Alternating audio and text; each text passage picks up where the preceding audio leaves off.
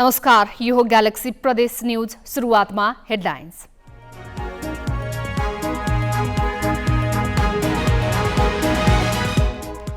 जुम्लाको चन्दननाथ भैरवनाथ गुठीको जग्गा व्यक्ति र संस्थाको कब्जा गरिएको जग्गामा पक्की भवन निर्माण। इलामबाट वैदेशिक रोजगारीमा गएका मध्ये 5 वर्षमा 60 जनाको ज्यान गयो। अस्वस्थ खानपिन, दुर्घटना र अनुपयुक्त बसाई मृत्युको कारण। शिलान्यासको 24 वर्षपछि बाजुराको मार्तडीदेखि कोल्तीसम्मको 42 किलोमिटर सडक कालोपत्रे हुँदै सडक पनि चौडा बनाइने। र वास्तविक किसानसम्म पुगेन सरकारी अनुदान। तालिम र रोगबारे ज्ञानको अभावमा अर्घाखाँचीमा सुन्तला उत्पादन घट्यो।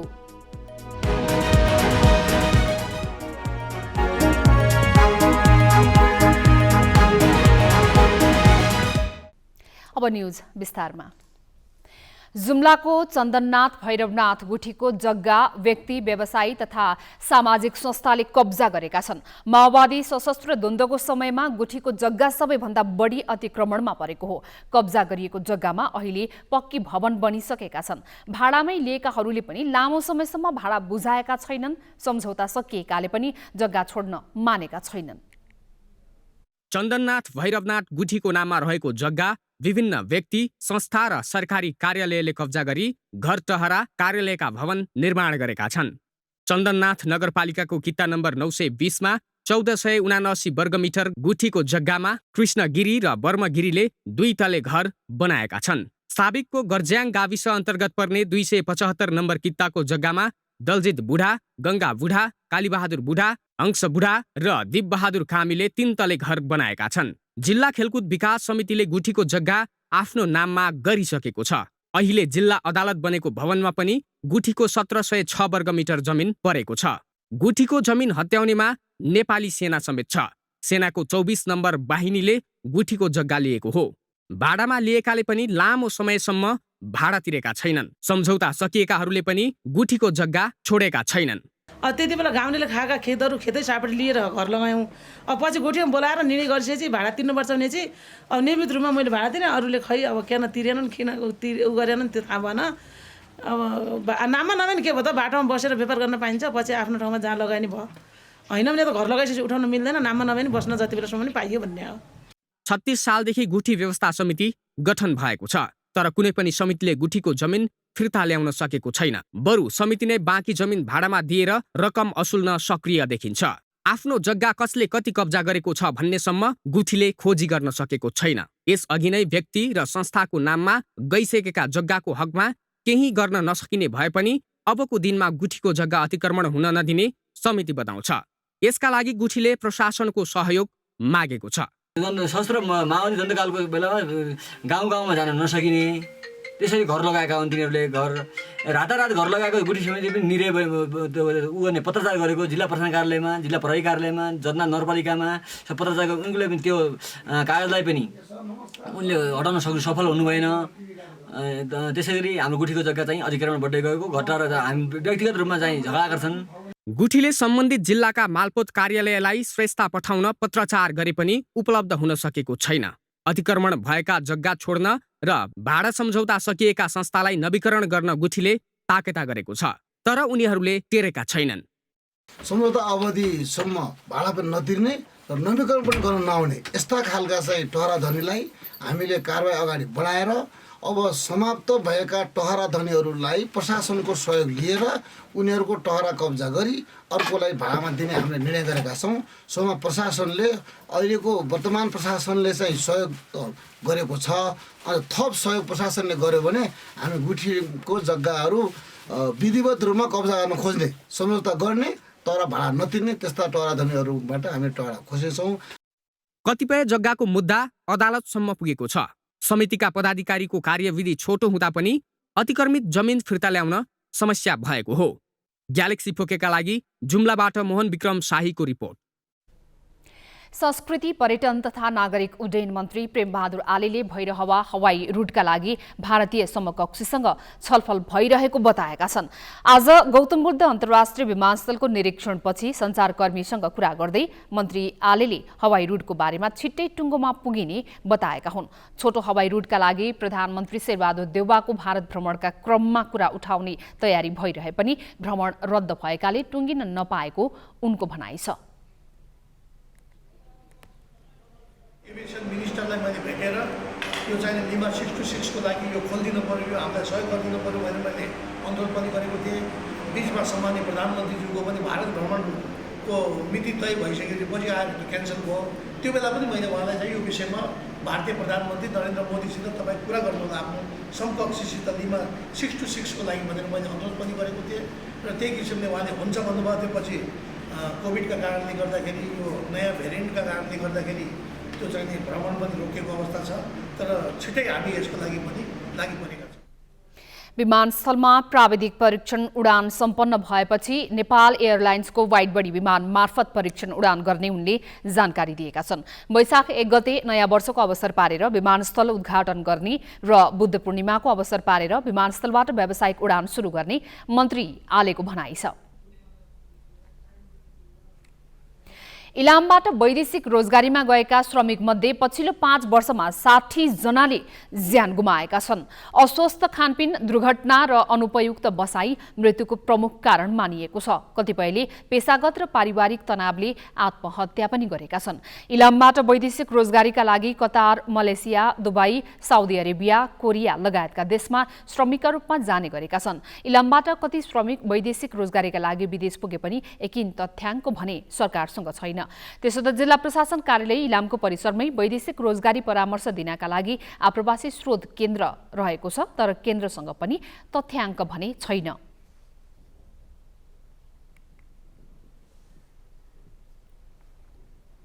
आर्थिक वर्षमा चाहिँ हाम्रो 78-79 को मङ्सिर 1 गतेसम्म चाहिँ टोटल सङ्ख्या 1448 हो। प्राय सबै वैदेशिक रोजगारका लागि जाँदै हुन्छ।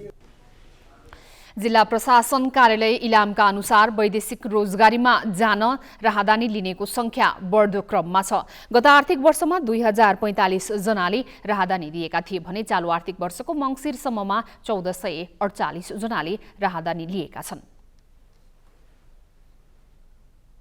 भरतपुर महानगरपालिकासँग जोडिएको नवलपुरको गैंडाकोट नगरपालिकामा नगर अस्पताल सञ्चालनमा आएपछि स्थानीयवासी खुसी भएका छन्। नगरपालिका स्थित वडा नम्बर 11 मा नगर अस्पताल सञ्चालनमा ल्याइएको हो। अस्पतालमा 24 घण्टा आकस्मिक प्रसुति, प्रयोगशाला तथा एक्सरे सहितका सेवाहरू सुरु भएको छ। सामान्य औषधि उपचारका लागि समेत चितवन धाउनुपर्ने बाध्यता रहेको गैंडाकोटमा नगर अस्पताल सञ्चालनमा आएपछि स्थानीयवासी खुसी भएका हुन्। यहाँ अहिले भेडारी हस्पिटल हुँदा धेरै नै सजिलो भएको छ। यहाँ हामी उता के अरे नारायणघाट जान पर्दैन। यहाँ सानोतिनो उपचारहरू यहीँ गरिन्छ। पितौजीमा रहेको स्वास्थ्य चौकीलाई स्तरोन्नति गरी 10 सयको नगर अस्पताल सञ्चालनमा ल्याइएको हो। एमबीबीएस अध्ययन गरेका 3 जना मेडिकल अधिकृतहरू पनि नगर अस्पतालमा कार्यरत छन्। अस्पतालले फागुन 1 गते आइतबारदेखि बिरामी भर्ना गरेर उपचार सुरु गरेको छ।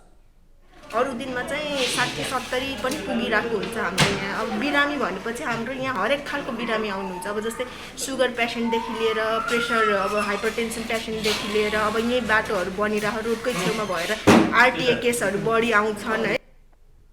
अस्पताल निर्माण भएसँगै सुविधा सम्पन्न भवन थप्ने काम पनि सुरु गरिएको छ। 15 सयको आधारभूत अस्पताल निर्माणका लागि गएको जेठ 14 र 12 करोड 15,78,000 रुपियाँमा निर्माण सम्झौता भएको थियो। सही अनुरूप काम भए अस्पताल 25 सयको बन्नेछ। बाजुरा उत्तरपूर्वी क्षेत्रका नागरिकलाई सडकले शास्ति दिएको वर्षौं बित्यो। सदरमुकाम मार्तडी पुग्न कच्ची र जोखिमयुक्त सडकमा गाडी धकेल्दै छिचल्नु पर्थ्यो, तर अब दुःखका दिन सकिने भएको छ। मार्तडीदेखि कोल्टीसम्मको 42 किलोमिटर सडक स्तरोन्नति गरी कालोपत्री सुरु भएपछि मार्तडी सहित हुम्ला र मुगुका नागरिकमा सहज यात्रा गर्न पाउने आशा पलाएको छ। सुदूरपश्चिम प्रदेश सरकारको गौरवको योजना हो मार्तडी कोल्टी सडक। 2056 साल फागुन 7 गते प्रजातन्त्र दिवसकै दिन पारेर शिलान्यास गरिएको सडक 22 वर्षपछि कालोपत्रे हुने भएको हो। सङ्घीय र सुदूरपश्चिम प्रदेश सरकारले सडक स्तरोन्नति र कालोपत्रेका लागि 1,57,75,12,000 रकम विनियोजन गरेर काम अगाडि बढाएको छ। 42 किलोमिटर लामो सडकलाई 3 भागमा वर्गीकरण गरेर काम थालिएको छ। लामो समयदेखि सडक स्तरोन्नति नहुँदा भोग्नु परेको शास्ति अब भने टर्ने विश्वास यहाँका नागरिकले लिएका छन्। मजदुरी गर्ने मान्छेहरूले चाहिँ भारी बोकिराखेका थिए, त्यो चाहिँ छुटेको छ। त्यो चाहिँ तपाईँको सामान चाहिँ गाडीबाटै ढुवानी आयात निर्यात भइराखेको छ, यो सहज भएको छ। र अर्को कुरा यो एकदम छिटो पूर्ण रूपमा यो पिच भएर चाहिँ सिद्धियो भने योभन्दा पछाडि फेरि सबभन्दा बढी चाहिँ कृषि क्षेत्रलाई नै चाहिँ तपाईँको जोड दिएर कृषि क्षेत्रको उन्नति हुन्छ भन्ने मलाई लाग्छ। अहिले बाटो चौडा पारिएको छ। 2 लेनमा निर्माण थालिएको सडकमा साना ठुला सवारी सहजै ओहोर दोहोर गर्न सक्नेछन्। सडक बनेपछि बडीमालिका र बुढीनन्दा नगरपालिका, हिमाली जगन्नाथ र स्वामी कार्तिक खापर गाउँपालिकासँगै हुम्ला र मुगुका बासिन्दालाई समेत सहज हुने भएको छ। बाजुराई पनि अब हाम्रो यो 13 गाविस तल पर्यो। हामी 13 गाविसको हामी लास्टमा छौँ। त्योभन्दा 11 गाविस त माथि पर्यो। पहिला त्यही हो हजुर, पहिलाको हुँदाखेरिमा 11 गाविस बाजुरा छ। बाजुराबाट हाम्रो बाइक हो, हुम्ला बाइक हो। हुम्लाबाट वल्लो साइडमा मुगु जिल्ला बाइक हो। मुगुबाट उता जुम्ला जाने बाटो पनि यही पर्छ। त्यहाँबाट हाम्रो सिधै नेपाल चाइना छिर्ने रोड हो यो, भन्नुहोस् हाम्रो एकदम राजमार्गको रोड हो। हामीलाई धेरै जिन्दगीको ठुलो सुविधा चिज हो यो। सुदूरपश्चिम सरकारले यो सडकलाई बहुवर्षीय योजनाका रूपमा अघि सारेको छ। सडकको जिम्मा पूर्वाधार विकास कार्यालय साँखे बगर मार्फत धुलीखेल गाल्भा श्याम एन्ड शङ्कर जेवीले लिएको छ। 9 किलोमिटर सडक खण्डमा सडक चौडा गर्नेदेखि दायाँ बायाँ पर्खालको काम सकिएर कालोपत्रे गर्ने तयारीमा पुगेको छ। चुथीदेखि ढम्कने र ढम्कनेदेखि कोल्टीसम्म बाटो चौडा बनाउने काम भइरहेको छ। काम सम्पन्न गर्ने भन्ने छ। हाम्रो कामको अन्तिम डेट भनेको 2079 असार मसान्तसम्म हो। यो वर्ष नै हो। अब यो मसान्तसम्म काम सम्पन्न गर्ने तयारीमा छौँ। सबै कामहरू गरिराखेका छौँ। लेबरहरू हामीसँग 150-200 जना छन्। मेटेरियलहरू स्टक छ। सबै म्यान पावरहरू सबै तयारी नै छ। सडक शिलान्यासका बेला 2060 सम्म कोल्टीमा गाडी पुर्याउने लक्ष्य थियो, तर बजेट समस्या र तत्कालीन माओवादी द्वन्द्वले काम अगाडि बढ्न सकेको थिएन। सडक निर्माणले पूर्णता पाएपछि जिल्लाका 4वटै स्थानीय तह सडक सञ्जालमा जोडिनेछन्। यसले यात्रा सहज त हुन्छ नै, सुदूरपश्चिमको पर्यटन र कृषि लगायतका क्षेत्रमा पनि ठूलो टेवा पुग्ने देखिन्छ। ग्यालेक्सी फोकेका लागि बाजुराबाट मदन विकको रिपोर्ट।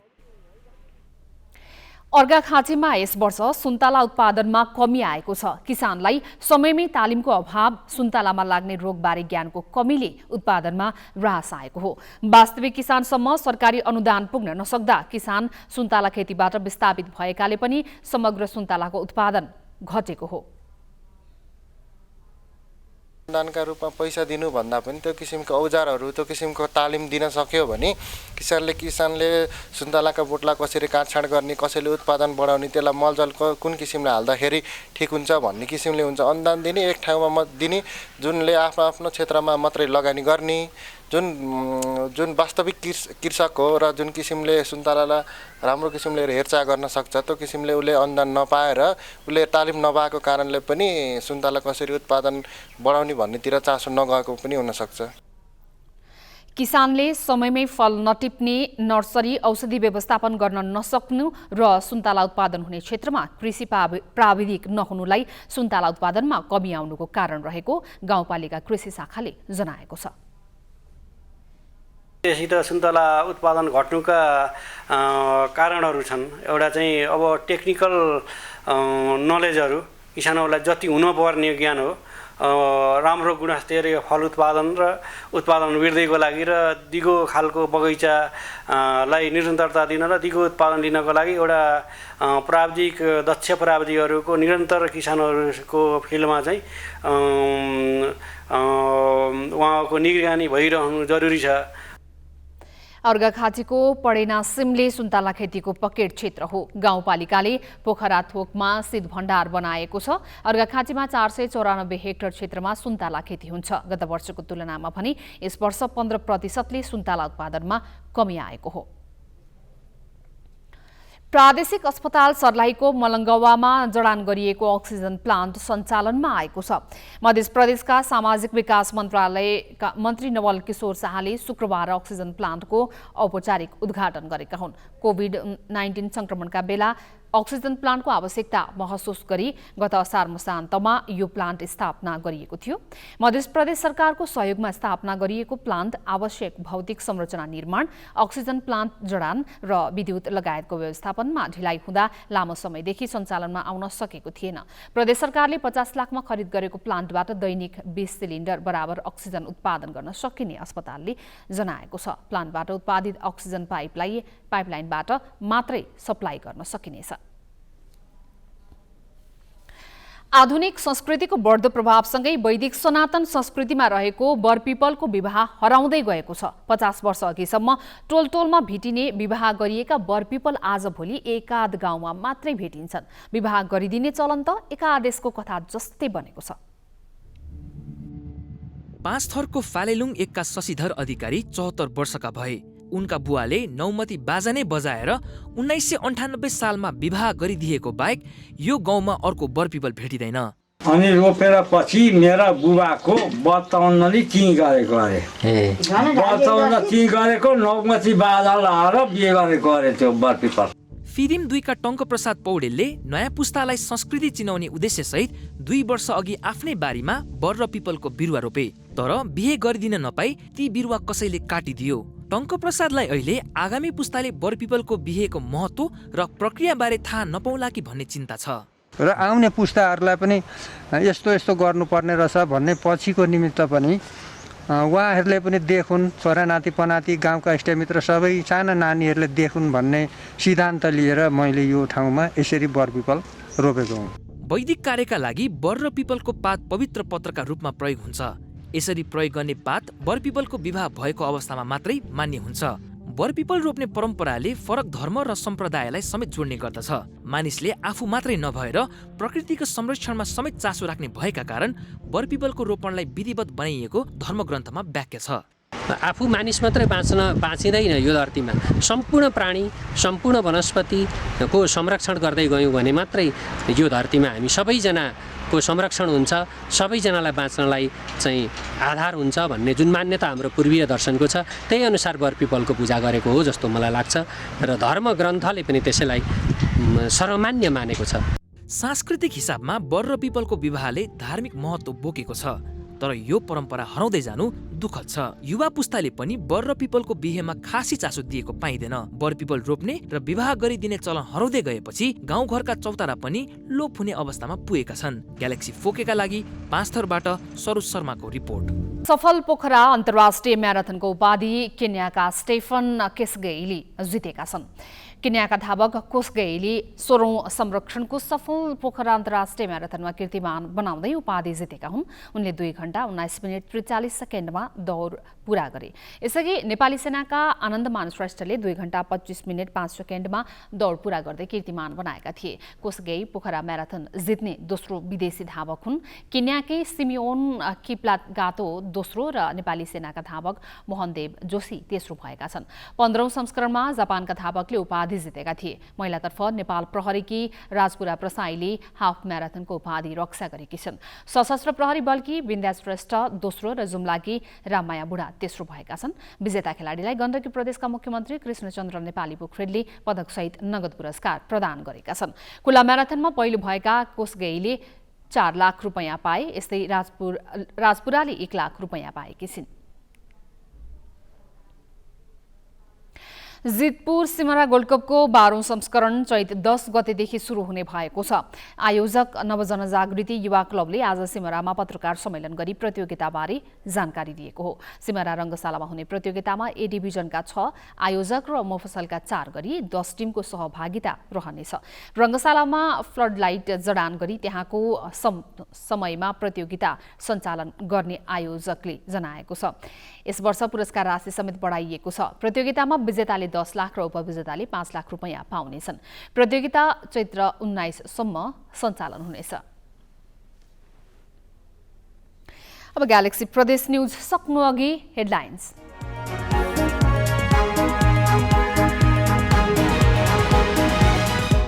जुम्लाको चन्दननाथ भैरवनाथ गुठीको जग्गा व्यक्ति व्यवसायी र संस्थाको कब्जा गरिएको जग्गामा पक्की भवन निर्माण। इलामबाट वैदेशिक रोजगारीमा गएका मध्ये 5 वर्षमा 60 जनाको ज्यान गयो। अस्वस्थ खानपिन, दुर्घटना र अनुपयुक्त बसाई मृत्युको कारण। शिलान्यासको 24 वर्षपछि बाजुराको मार्तडीदेखि कोल्टीसम्मको 42 किलोमिटर सडक कालोपत्रे हुँदै सडक पनि चौडा बनाइने। र वास्तविक किसानसम्म पुगेन सरकारी अनुदान। तालिम र रोगको ज्ञान अभावमा अर्घाखाँचीमा सुन्तला उत्पादन घट्यो।